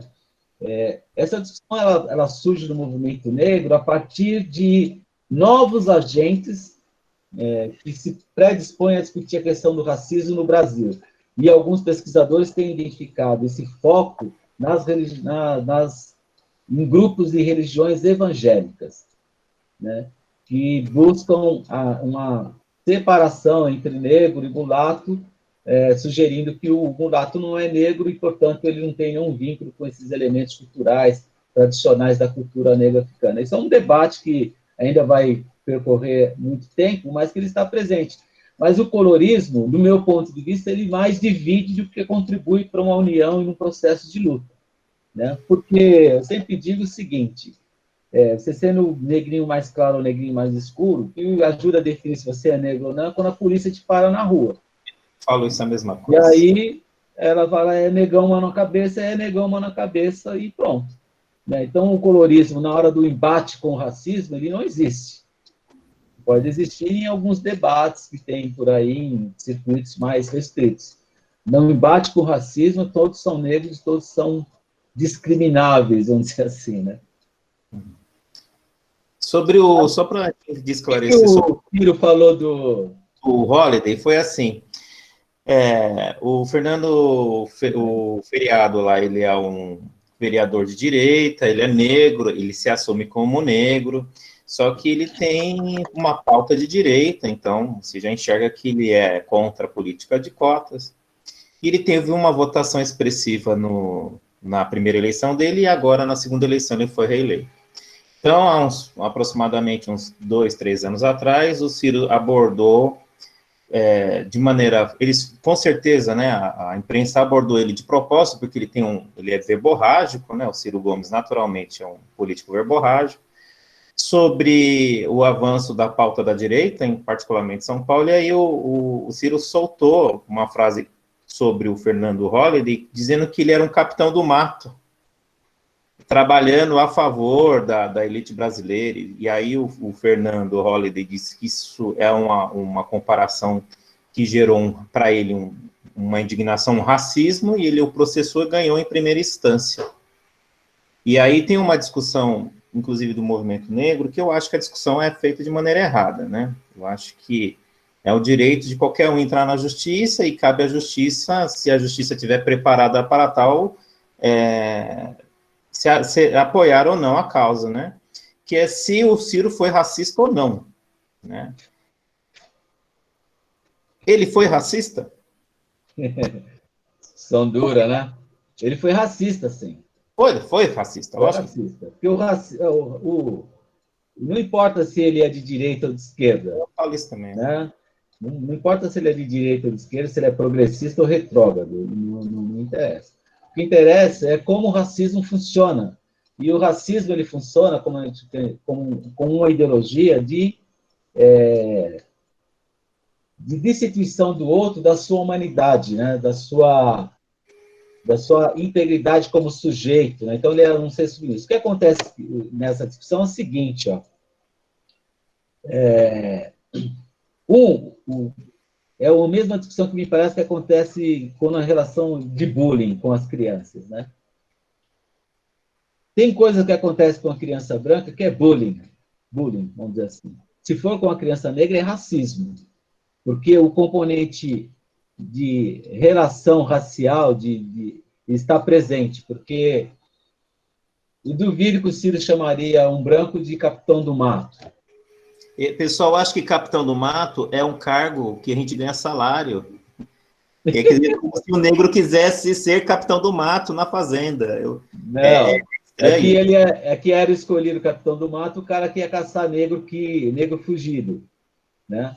Mas quando você usa esses termos que acabam destituindo você da sua humanidade, ele tem um componente racial extremo aí. Ele poderia falar qualquer coisa. É algo que eu discuto com meus amigos assim, ó, meu amigo pode me chamar de negão, mas se um branco me chamar de negão, eu não vou gostar. Porque tem um componente de relação racial aí. Né? Eu falei, você aí da senzala, dando risada. Isso é um ato racista. Né? Porque traz implicado na frase, no termo, um componente que me coloca num lugar segregado, me coloca numa circunstância de submissão, não me coloca como um sujeito. Agora nós temos que tomar um cuidado, que é o seguinte, não é porque nós somos negros, nós estamos na luta contra o racismo e tal, que somos todos progressistas. Isso não existe. Sim, somos né? Diferentes. Somos diferentes. Tem negro que é de conservador e negro que é progressista. Sim, Tem negro que votou no Biden e tem negro que votou no Trump. Né? E votou de novo e continua votando porque acredita que é desse jeito mesmo. Né? Agora, a gente tem que entender que o componente racial não entra aí. Né? Ele está votando como cidadão, ele está opinando lá como vereador e pronto. Você pode falar o que você quiser dele, mas é outra discussão. Não é? Acho que quando você traz para o debate a questão de pé, etc., você invade um circuito de discussão que está muito vinculado ao universo do racismo e da prática de você querer se impor como um ser dominante, aí o cidadão branco, né? Que a gente, se a gente for também analisar a ficha corrida, né? Um coronel lá do Norte, Nordeste, uma família que também não tem muito o que falar, o outro falando do rasgado, né? Porque ele também tem uma prática também bastante autoritária de vez em quando. Mas é uma discussão difícil, Bom, porque meu amigo pode me chamar de negão, mas um branco eu não aceito que me chame de negão. Né? Porque tem aí um componente de relação étnico-racial. Você ensinou tanto, você não sabe o quanto você ensinou aqui.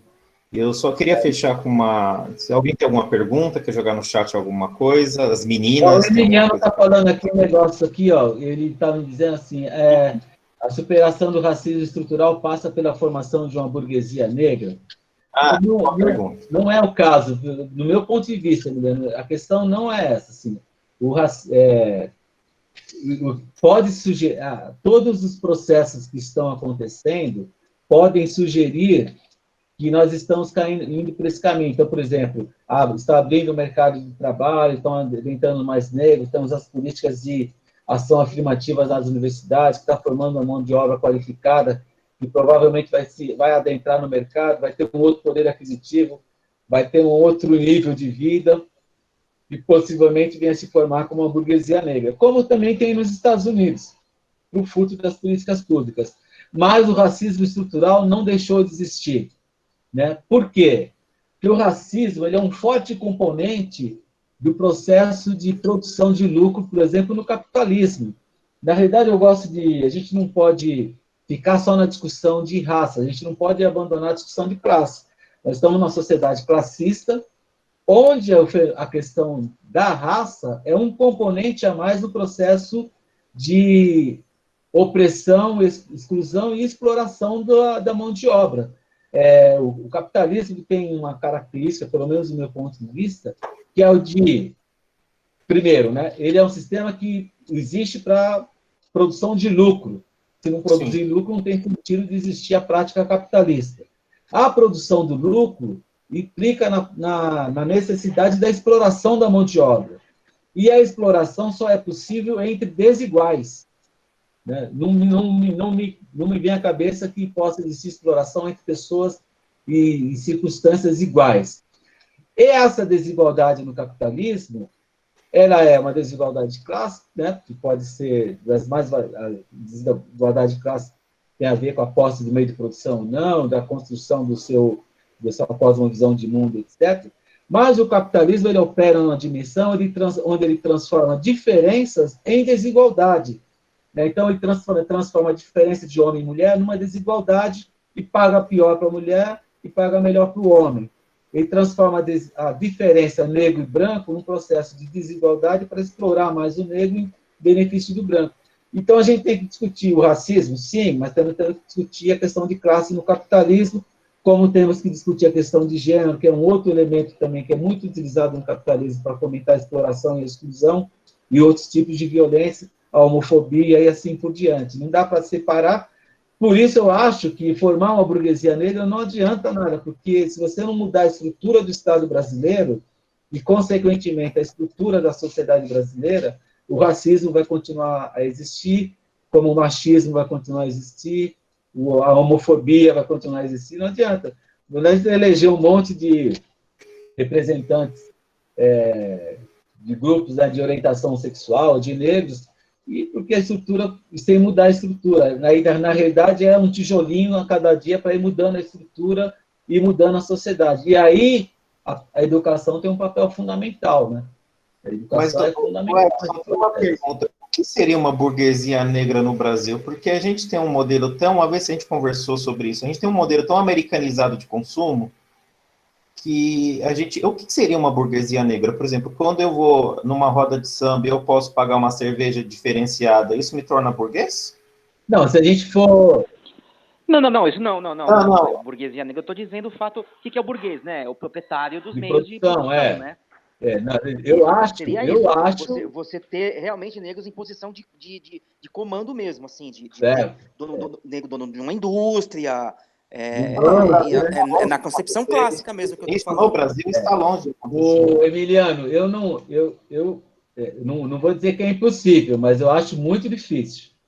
Isso não Parece que me parece que esses postos já estão todos ocupados, né? O que eu acho que a gente vai acabar formando é uma classe, não gosto desse termo, né? Uma classe média com alto poder aquisitivo, com acesso a uma série de benesses do sistema capitalista, etc., que pode vir a se confundir, como a classe média branca também faz, com a burguesia branca, né? Essa confusão de achar que porque ganha bem também é burguês, né? Quando na realidade é apenas um trabalhador bem remunerado, né?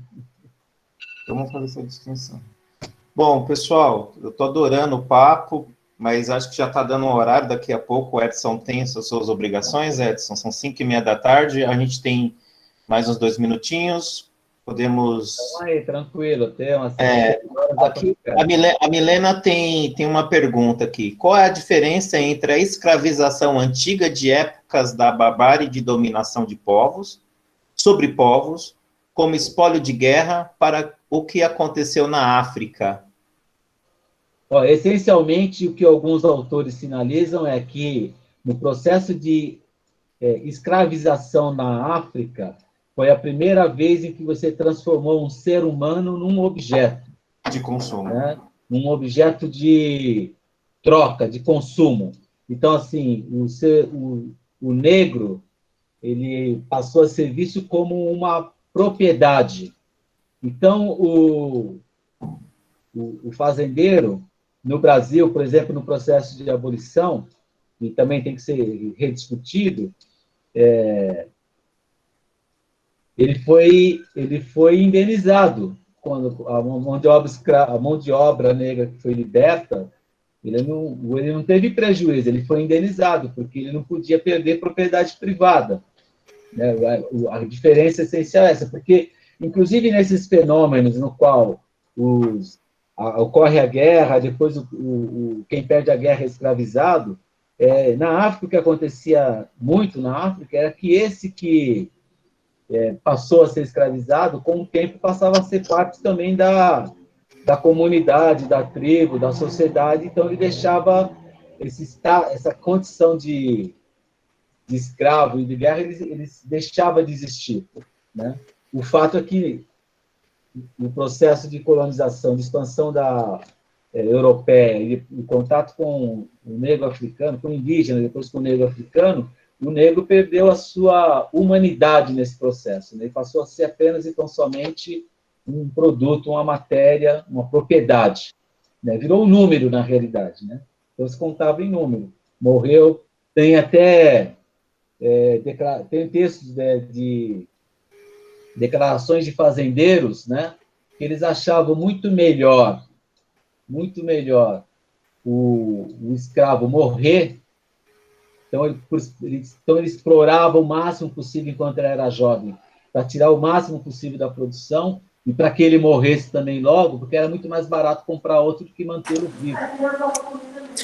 Ô Edson, fora a escala, né, a dimensão que foi isso, né? As pessoas exato, não conseguem ter ideia da quantidade de pessoas da diáspora, né? Eles não têm ideia de quantas pessoas vieram aqui para a América, né?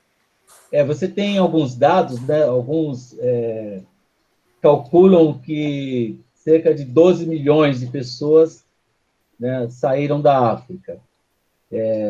Se você pensar que isso foi há 500 anos atrás, 12 milhões de pessoas é praticamente um mundo, né?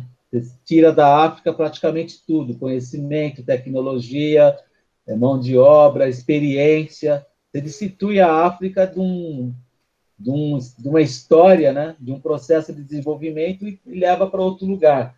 E a escala, você tem razão, né? A escala é terrível, a gente não tem que imaginar que 12 milhões de pessoas, é você imaginar que todos os moradores de São Paulo, a partir de hoje, são escravos. Né?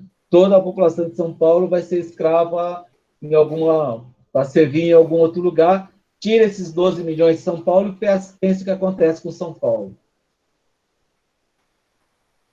É um pouco essa dimensão que as pessoas não têm desse processo de escravização na África. Né? Você desertificou a África de seres humanos, né? Entregou ao... E eles vieram assim, sem nada, né? Não vieram com uma linha de viagem, não foi com um pacotinho da CVC, entendeu? As pessoas esquecem, né? Parece que a gente foi... Não, você vem literalmente nu, não vem nem com uma semente de nada, você vem literalmente só com sua bagagem cultural isolado, né? Encontra, inclusive, outras tribos da África misturadas com você, dependendo da região onde você vai parar. Quando você entra num navio, você não sabe se você vai para o Brasil, se você vai para Cuba, se você vai para o Caribe, para onde esse negro vai. Como você disse, ele é uma mercadoria. Esse processo aqui de encontro de vários povos, né, que muitos sugerem, no Brasil aconteceu isso, né, e um pouco do retrato disso é o candomblé, né, que na África cada região tem o seu orixá, e aqui no Brasil você acaba concentrando tudo num terreiro. Isso é um artifício absolutamente genial, né, desses negros para poder manter as suas tradições religiosas e culturais, etc. Mas esse contato do negro com o outro negro, de outro território, de outra cultura, já se dava no próprio território africano, nesse processo de tráfico de mão de obra, né? Porque eles ficavam juntos meses, esperando o navio voltar para levar, e depois até o navio voltar de novo. Então, muitos autores têm sinalizado que muitos desses negros já chegavam aqui conhecendo, até quase falando a mesma língua, né? Que muito pouco... pode ter sido de muita pouca servia ter misturado as várias tribos aqui na América, que está nas casas, aí nas fazendas dos senhores de engenho. E alguns até sinalizam que a facilidade de você criar a proximidade de elementos culturais também contribuiu um pouco para isso. Né? Na realidade, é como você falar dos latinos na Europa, né? Você fala italiano, francês, português e espanhol, né? É o mesmo tronco linguístico, se você colocar junto, com o tempo você acaba aprendendo a falar outra língua, não tem tanta dificuldade assim. Se você colocar os negros que vinham da região da África, que é do grupo linguístico Banto, então é o mesmo tronco linguístico, então as dificuldades são menores. É lógico que misturar com o tronco linguístico Kwa, que é o povo negro que veio ali da Costa do Marfim, da Nigéria, onde é a Nigéria hoje, etc., é diferente de quem veio de Angola, Moçambique, que é outro tronco linguístico. E isso está expresso na nossa cultura, né? Então, acho que vocês tiveram alguma aula sobre o candomblé, que eu vi alguma coisa na mesma, me falou, né? Essa coisa de achar que todos os negros são todos iguais, que veio uma massa de negro tudo de um lugar só, não, né? Se você olhar, as práticas religiosas são bem diferentes, né? O candomblé de Angola é uma coisa, inclusive as divindades do candomblé de Angola são as inquices, no candomblé Jejinagô, que é Queto, são os orixás. No candomblé de Minas, tambor de Minas, lá do Maranhão, as divindades, né? São os voduns, que não é o vodú haitiano, né? Porque o vodú haitiano é outra prática religiosa, que também veio da África.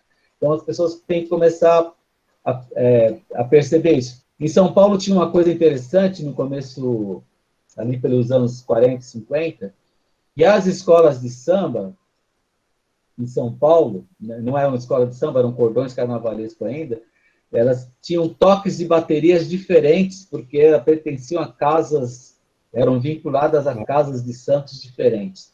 Então a bateria tocava diferente. Hoje já ficou meio... As escolas deixaram de ter...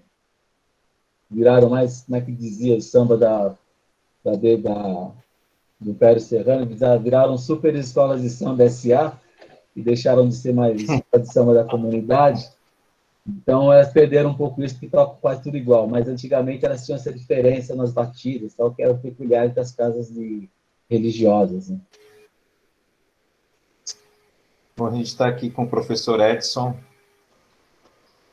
É sensacional essa conversa. Que aulão, hein? Isso é uma aula porreta. Olha, Negro nem vem se eu de negro. fizesse uma faculdade sobre isso, eu ia aprender tanto como eu aprendi nesses poucos minutos que nós ficamos juntos. Agora você pode comer acarajé, viu, Olga? Deixa eu te falar o negócio, Edson. É uma piada interna nossa. O presidente falou uma vez que negro vendia negro na África. Me ajuda, por favor. Que o racismo vinha da gente porque a gente que vendia negro para a Europa.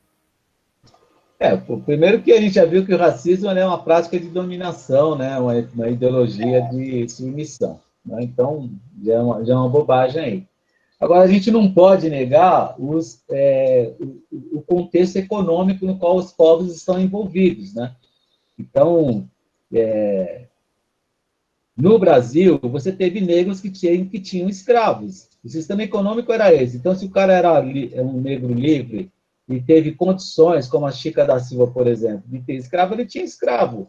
Mas não porque ele era racista ou porque era o sistema econômico que estava posto na hora. Né? Vendia-se escravo também na Europa. Né?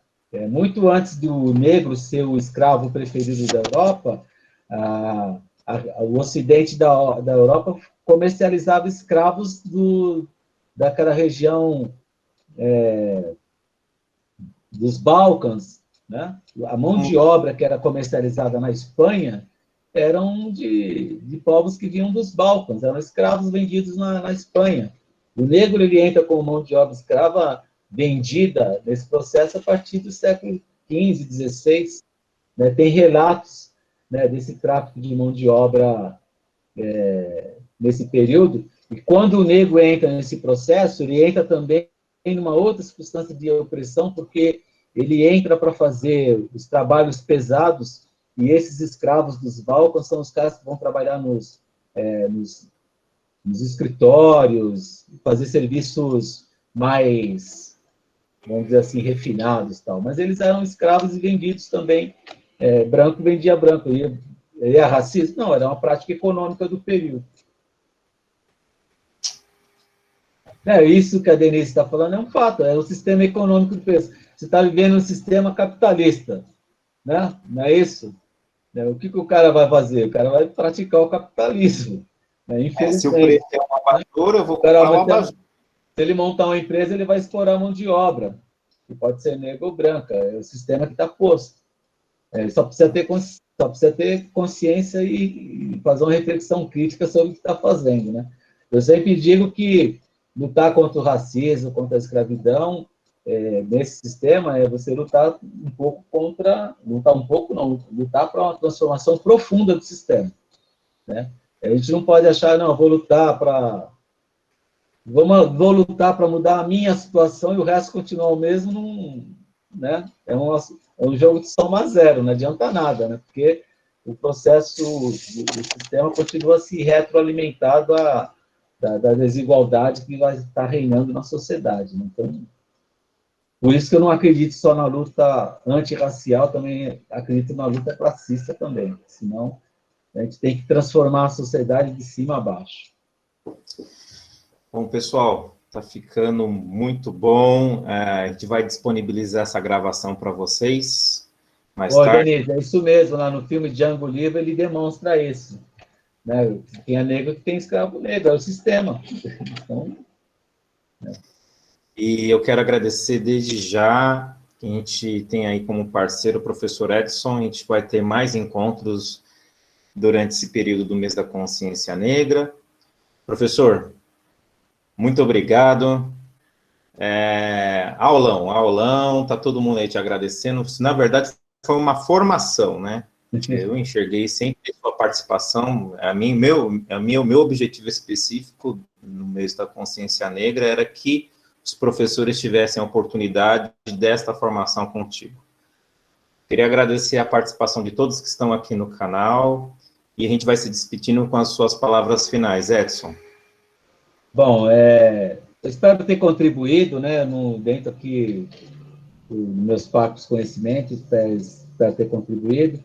Quero agradecer ao André, agradecer a minha irmã por terem me oferecido essa oportunidade de estar aqui compartilhando e aprendendo juntos, né?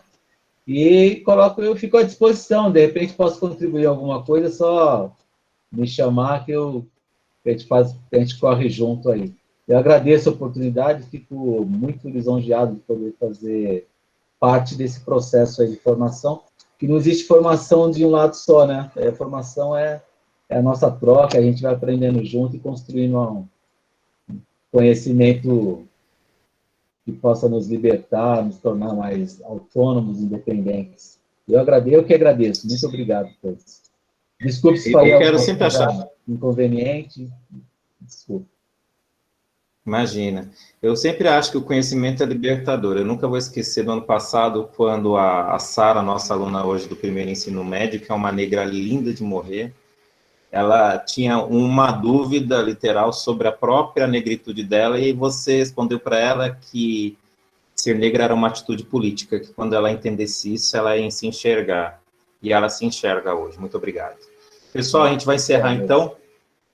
Agradeço a todos que contribuíram também, que perguntaram. Muito obrigado. Bom, Edson, grande abraço.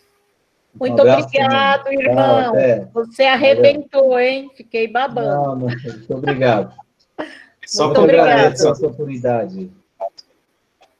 Um grande abraço. Tchau, tchau.